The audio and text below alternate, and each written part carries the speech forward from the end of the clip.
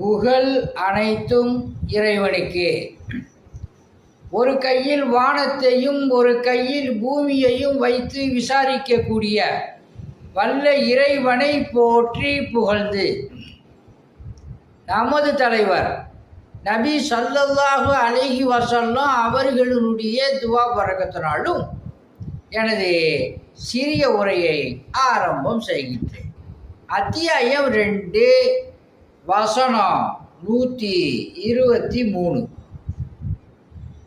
இன்னும் வரப்போகும் அந்நாளில் இருந்து உங்களை காப்பாற்றிக் கொள்ளுங்கள்.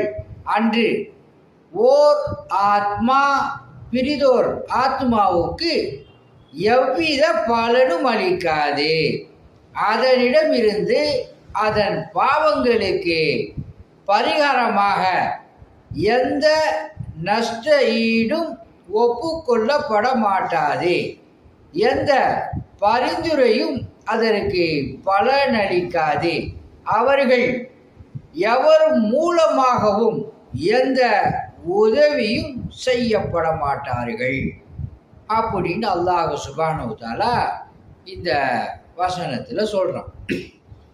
உதாரணம், நாளைக்கு கியாம நாளையில் அல்லாஹ் சுப்ஹானஹு வ தஆலா விசாரிக்கும் போது செய்த பாவத்துக்கு ஏதாவது காசு பணம்லாம் அதாவது கொடுத்து தப்பிச்சிக்கலான்ட்டு நினச்சா அது நடக்காது. எந்த ஒரு பரிகாரமும் நடக்காது. யாருடைய பரிந்துரையும் ஏற்றுக்கொள்ளப்பட மாட்டாது அப்படின்னு அல்லாஹ் சுப்ஹானஹு வ தஆலா இந்த வசனத்தில் சொல்கிறான். அல்லாஹ் நினச்சா சொர்க்கம் போன்னு சொல்லுவான், நரகம் போன்னு சொல்லுவான்.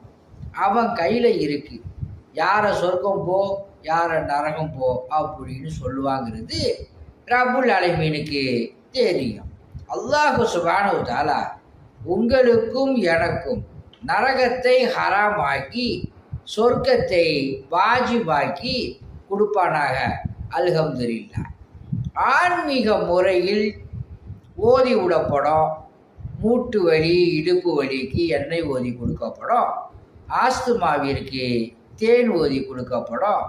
குழந்தை பாக்கியம் பெறுவதற்காக தண்ணீர் ஓதி கொடுக்கப்படும். அல்லாஹுடைய மாபெரும் கிருபையை கொண்டு அனைத்தும் நடக்கும். ஸலாம் அலைக்கும்.